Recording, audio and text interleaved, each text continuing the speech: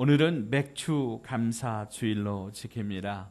지난 반년간의 삶을 돌아보면서 하나님 앞에 진심으로 감사하는 시간 되시기를 주의 이름으로 축복합니다.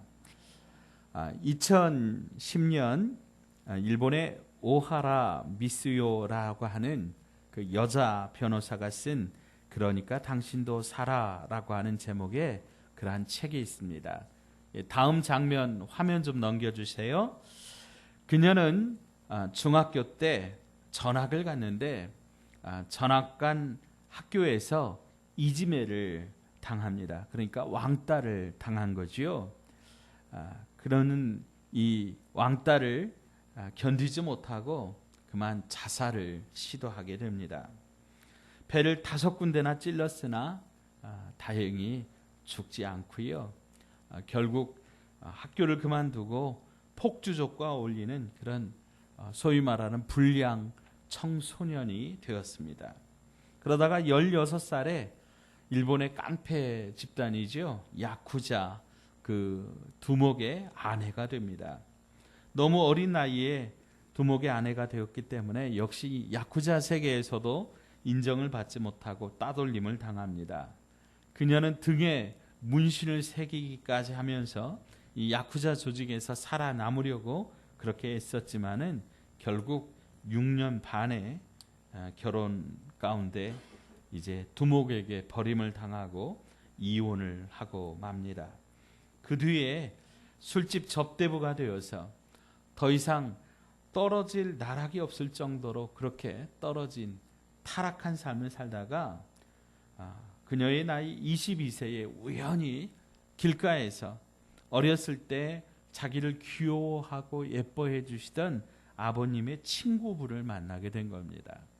그래서 그 아버님의 친구가 그녀를 붙잡고 그동안 어떻게 살았는지 그 삶의 여정을 자초지종을 다 물어보고는 이제부터라도 그렇게 살지 말라고 진지하게 권면하고 충고하는 겁니다. 지금까지 네가 이렇게 살았던 것은 너의 잘못은 아니니까 괜찮다 그러면서 쓰다듬어 주면서 다시 한번 용기를 내도록 격려해 주는 겁니다. 그래서 그 아버님의 친구분의 그 권유로 이제 접대부 일을 그만두고 그녀가 공부를 시작합니다. 그래서 공인중개사 자격증을 따고요. 다음에는 사법서사 자격증을 따고요. 마지막에 그 어렵기로 소문난 사법고시에 도전해서 합격하게 됩니다. 그래서 그녀가 오사카의 변호사로 개업을 했습니다. 그녀의 자서전적인 일대기를 다 담아서 이제 책을 펴냈는데 저 책이 바로 그 책입니다. 그녀는 험난한 삶 속에서 단 한 사람의 위로와 격려를 받았을 때 다시 한번 힘을 낼 수 있었고 기적 같은 일이 자기의 삶 속에서 일어났다고 이야기를 합니다. 그래서 그녀가 말합니다. 나 같은 사람도 이렇게 살았으니까 그러니까 당신도 힘을 내고 당신도 다시 한번 살 수 있지 않겠느냐. 그래서 이 책의 제목이 뭐라고요? 그러니까 당신도 살아. 그렇게 말하는 거죠.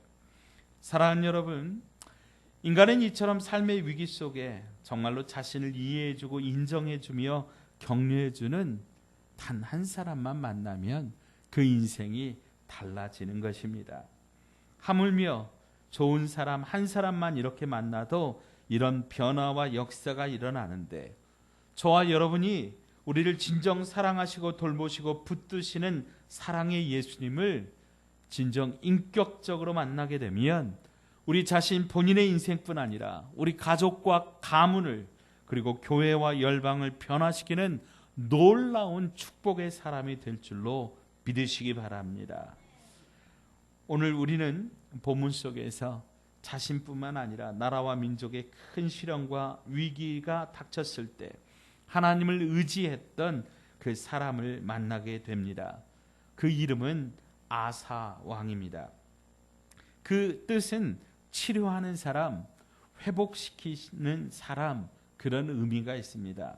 아사 왕은 그 이름처럼 다시 한번 남유다의 부흥과 회복의 기적을 가져오게 되는데요.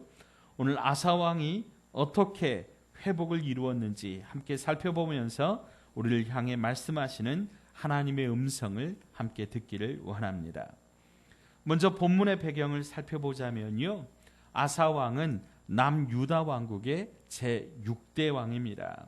그런데 그 아버지가요, 그 아버지와 어머니가 이제 우상 숭배를 하는 아주 열정적인 그런 우상 숭배자이면서 나라를 송두리째 말아먹은 겁니다.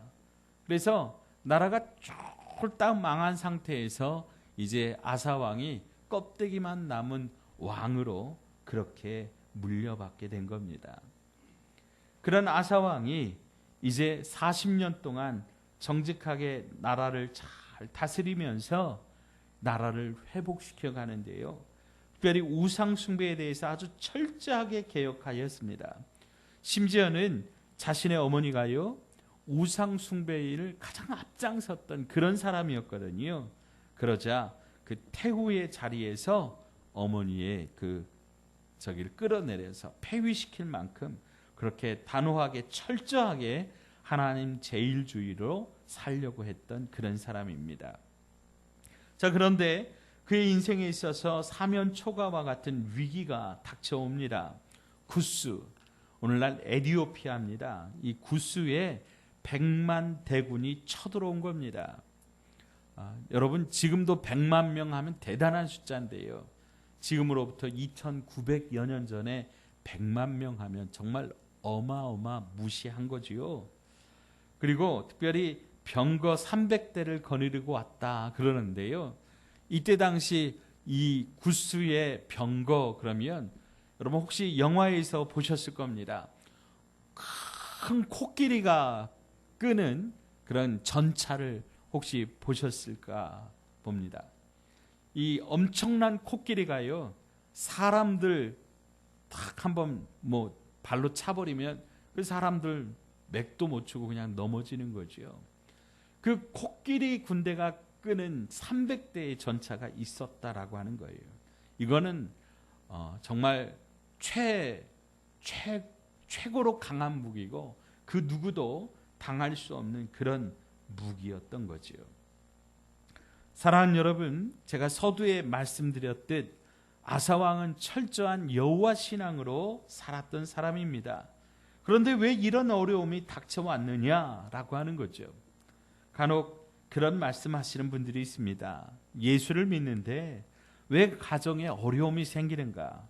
예수를 믿는데 왜 병이 나고 왜 아프고 사고를 만나고 또 가족 간에 신앙 때문에 다툼이 있고 이러느냐라고 하는 거죠.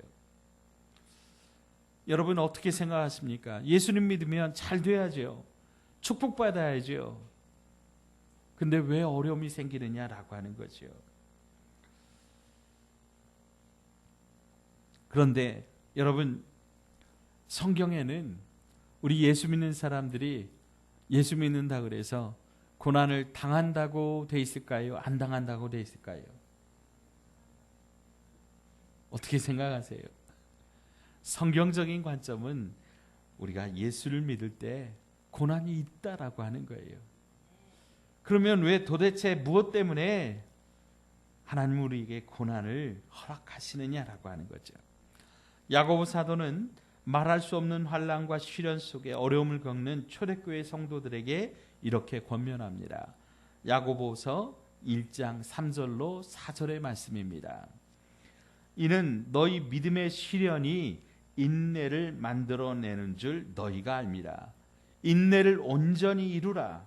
이는 너희로 온전하고 구비하여 조금도 부족함이 없게 하려 함이라. 아멘. 믿음의 시련이 인내를 만들고요. 이 인내는 성도를 온전하게 한다라고 하는 거예요. 성도를 풍성하게 한다. 성도를 성도답게 한다라고 하는 것입니다. 주님의 장성한 분량이 이르기까지 우리를 자라나게 하는 것이지요. 그래서 저는 이렇게 말씀드리고 싶습니다. 예수님은 우리와 같이 되시고자 고난을 당하셨고 우리는 예수님을 닮아가고자 고난을 당하는 것입니다. 여러분, 사람이요, 그래요. 잘 나가고 모든 것이 잘 될 때 열심히 신앙생활하면 좋지만 참 신기하게도요, 어려움이 닥칠 때, 고난이 닥칠 때, 그때 하나님 앞에 엎드리더라라고 하는 거죠. 그래서 이 고난은, 결국 이 어려움은 우리가 주님을 닮아가는 귀한 촉매가 된다라고 하는 것, 여러분 믿으시기 바랍니다. 자, 그러면 오늘 아사 왕은 이 어려움, 이 위기를, 이 고난을 어떻게 극복합니까? 오늘 우리 함께 읽은 말씀 11절을 좀 함께 읽겠습니다. 11절 말씀입니다. 아사가 그의 하나님 여호와께 부르짖어 이르되 여호와여, 힘이 강한 자와 약한 자 사이에는 주밖에 도와줄 이가 없사오니 우리 하나님 여호와여, 우리를 도우소서. 우리가 주를 의지하오며 주의 이름을 의탁하옵고 이 많은 무리를 치러 왔나이다. 여호와여, 주는 우리 하나님이시오니 원하건대 사람이 주를 이기지 못하게 하옵소서. 아멘. 아멘. 아사 왕은 구스의 세라 왕이 100만 대군을 이끌고 쳐들어왔을 때 하나님을 향하여 간절히 부르짖습니다. 위기 앞에서 아사 왕은 무엇보다도 하나님 앞에 엎드려서 간절히 기도하며 자기가 당한 현실을 하나님 앞에 올려드리고 있는 거예요. 하나님, 우리는 약한데 이 나라를 위협하는 상대방은 너무나 강합니다 라고 하나님 앞에 엎드리는 것이지요. 사랑하는 여러분, 믿음의 사람들은 고난이 닥칠 때, 어려움을 닥칠 때 자신을 정확히 바라보며 또 상대방을 정확히 바라봅니다. 그런데 또한 여기에서 믿음의 사람들이 절대로 잃어버리면 안 되는 시선이 있는데, 그것은 위에 계신 하나님을 바라보는 시선입니다. 사랑하는 여러분, 우리에게 우리의 약함도 보이고 적들의 강함도 보이지만 하나님이 보이지 않는다면 여러분, 우리는 실패할 수밖에 없습니다. 어려움을 당할 때, 고난을 당할 때 우리 믿음의 눈을 떠서 전능하신 하나님을 바라볼 수 있는 저와 여러분 되시기를 주의 이름으로 축복합니다. 우리는 기드온의 300명의 용사를 기억합니다. 그때도 약 20만 명의 미디안 연합군이 이스라엘을 쳐들어왔습니다. 기드온이 군사를 소집하니까 약 3만 명의 군사들이 몰려왔습니다. 그때 하나님께서 어떻게 말씀하십니까? 이 3만 명이 많다는 거지요. 그래서 기드온에게 두려워 떠는 사람들은 돌아가라, 그렇게 명령하게 하십니다. 그랬더니 2만 2천 명이 돌아갑니다. 이제 남은 사람들이 약 10,000여 명 정도밖에 남지 않은 거예요. 그런데도 하나님이 또 뭐라 그러세요? 아직도 많다 그러는 거예요. 그래서 하나님께서 한 가지 시험을 더 치르게 하시는데요, 뜨거운 태양볕에서 훈련을 하고 거닌 후에 시냇물을 만나 물 마시게 합니다. 여러분, 일반적으로 보통 목이 가라여서 훈련하고 난 다음에 물을 마실 때 어떻게 벌컥벌컥 마시나요? 아니면 이렇게 손으로 웅크어서 조금 이렇게 먹나요? 어떤 게 보편적일까요? 목마르면 어떻게 먹어야 돼요? 고개를 팍 쳐박고 막 먹어야 되지요. 대부분의 많은 이스라엘의 사람들이 그렇게 시냇물에 고개를 쳐박고 물을 벌컥벌컥 마시는데, 소수의 몇몇 사람들이 손으로 이렇게 딱 떠가지고 물을 조금씩 먹고 있었어요. 하나님 그들의 숫자를 골라내라 하십니다. 그랬더니 300명입니다. 하나님이 이 300명을 가지고 전쟁을 치르게 하십니다. 왜 하나님께서 이 300명만 남겨두시는가에 대한 그러한 기록이 남아 있습니다. 사사기 7장 2절입니다. 여호와께서 기드온에게 이르시되 너를 따르는 백성이 너무 많은즉 내가 그들의 손에 미디안 사람을 넘겨주지 아니하리니 이는 이스라엘이 나를 거슬려 스스로 자랑하기를 내 손이 나를 구원하였다 할까 함이니라. 아멘. 여러분 무슨 말입니까? 20만 대 3만 명으로 싸워서 이기면 보통 사람들이, 이스라엘 사람들이 어떻게 생각한다는 거예요? 그래, 좀 어렵긴 하지만 우리가 잘 싸워서 이 싸움을 이겼다라고 하는 거예요. 아니 20만 대 10,000명으로 싸워도 그 사람들이 어떻게 생각한다는 거예요? 우리가 잘 싸워서 이겼다라고 하는 거예요. 근데 300대 20만 명은 도저히 이거는 말도 안 되는 싸움이지요. 300명 대 20만 명으로 싸워서 어떻게 이기겠느냐라고 하는 거예요. 그래서 이스라엘 사람들이 인정할 수밖에 없어요. 무엇을? 하나님이 우리를 도우셨다라고 하는 것을 인정할 수밖에 없다라고 하는 거죠. 오늘 본문의 아사 왕도 그 사실을 고백하고 있습니다. 여호와여, 힘이 강한 자와 약한 자 사이에 주님밖에 도와줄 리가 없사오니 우리 하나님 여호와여 우리를 도와주시옵소서. 아멘. 하나님이 도와주시면 살고 하나님이 도와주지 아니하시면 죽을 수밖에 없사오니 하나님 도와주옵소서. 이 단순한 기도가 나와 하나님과의 관계의 물꼬를 트고 하나님으로부터 은혜의 역사가 흘러 들어오게 하는 그러한 축복의 문이 되는 것을 여러분 기억하시기 바랍니다. 사도 바울은 자신의 약함에서 강하게 되는 비결을 고린도후서 12장 10절에 이렇게 기록하고 있습니다. 그러므로 내가 그리스도를 위하여 약한 것들과 능력과 궁핍과 박해와 곤고를 기뻐하노니 이는 내가 약한 그때에 강함이라. 아멘. 내가 약한 그때에 강함이라. 여러분 내가 강하면 주님을 의지하지 않습니다. 내가 잘나면 하나님이 소용없는 거예요. 그런데 내가 약하니까 누가 도와주셔야 돼요? 하나님이 도와주셔야 되는 거예요. 내가 힘이 없으니까 전능하신 하나님을 의지하고 부르짖더라라고 하는 거죠. 사랑하는 여러분, 어려움을 당할 때 시련 속에서 우리를 강하게 하시는 하나님을 바라보십시오. 아사 왕은 승리의 하나님을 믿었고 여호와 하나님은 그와 그 백성들을 위하여 능력을 보여주실 것을 확신하였기 때문에 하나님 앞에 간절히 기도했던 겁니다.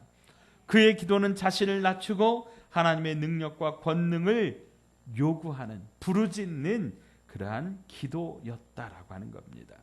그러므로 사랑하는 여러분, 저와 여러분도 아사왕처럼 어려움을 당할 때 하나님 앞에 엎드려 부르짖으시기 바랍니다. 주님밖에 나의 도움이 없습니다.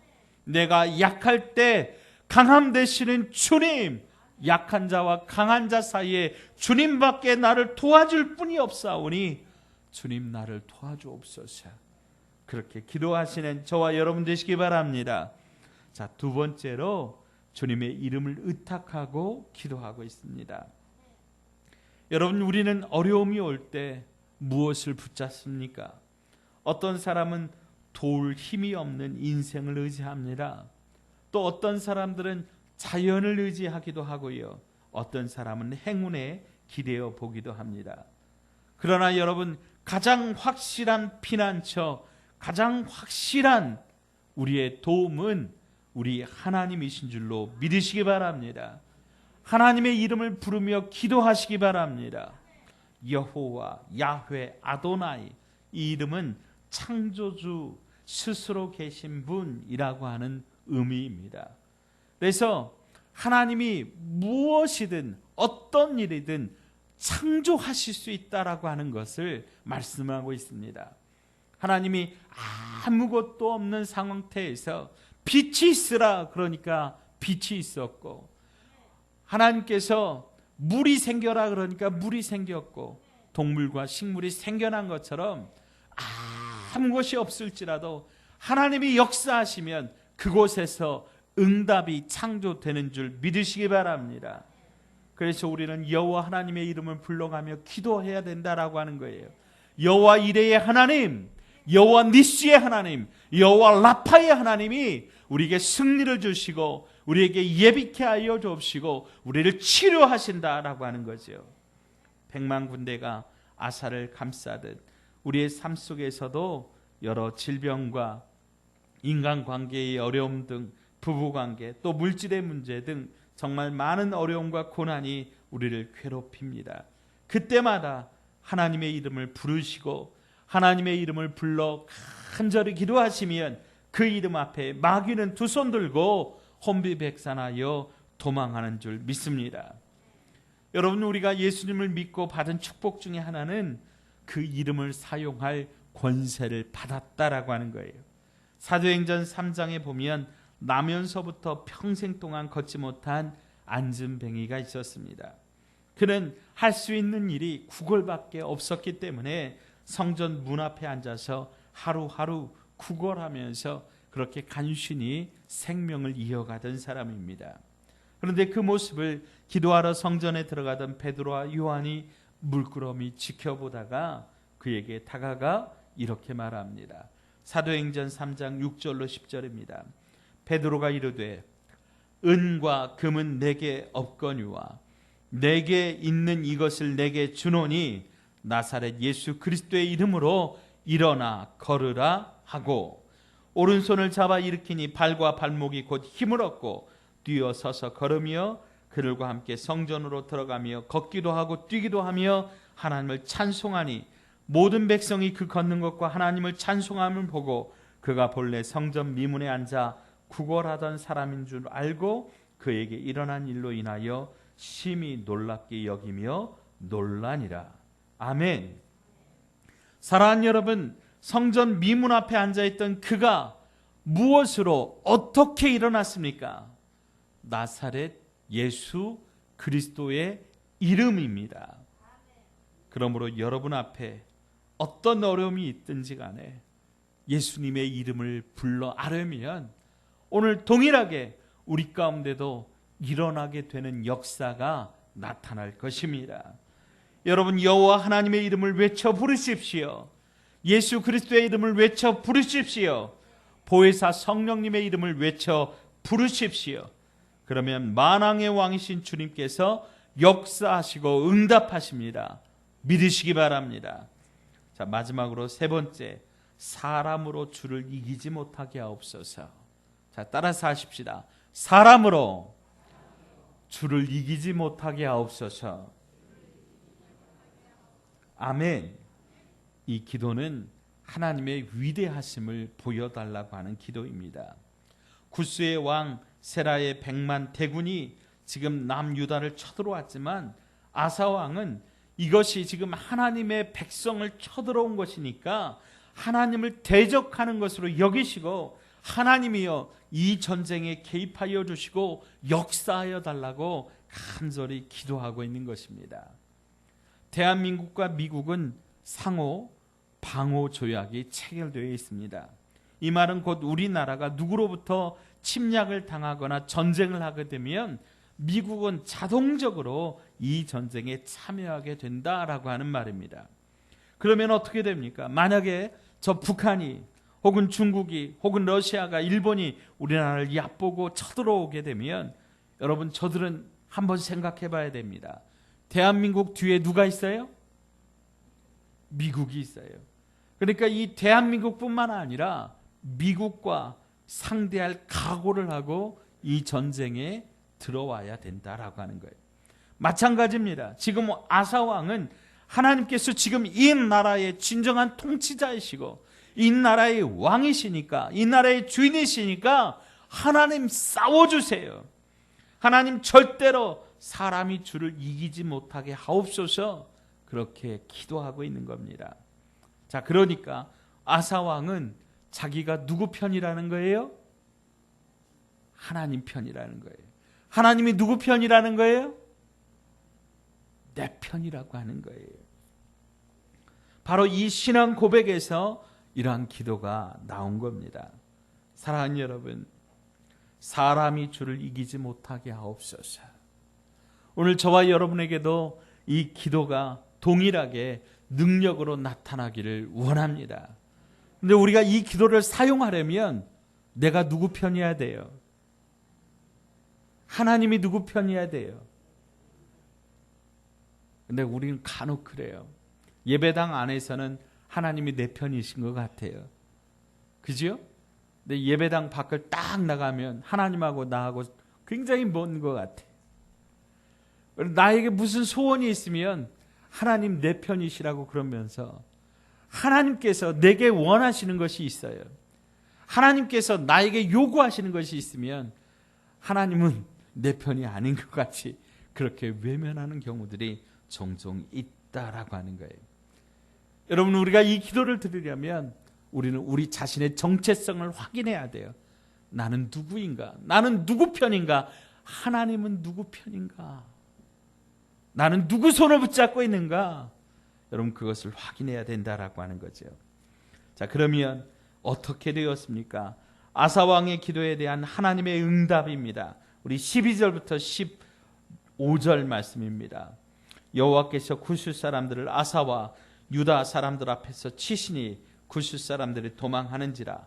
아사와 그와 함께한 백성이 구스 사람들을 추격하여 그랄까지 이르매 이에 구스 사람들이 엎드려지고 살아남은 자가 없었으니 이는 여호와 앞에서와 그의 군대 앞에서 패망하였음이라. 노력한 물건이 매우 많았더라. 여호와께서 그랄 사면 모든 성읍 백성들을 두렵게 하시니 무리가 그의 모든 성읍을 치고 그 가운데 있는 많은 물건을 노략하고 또 짐승 지키는 천막을 치고 양과 낙타를 많이 이끌고 예루살렘으로 돌아왔더라. 아멘. 도저히 상대할 수 없는 100만 대군을 상대하여 저들을 이겼습니다. 어떻게 이겼습니까?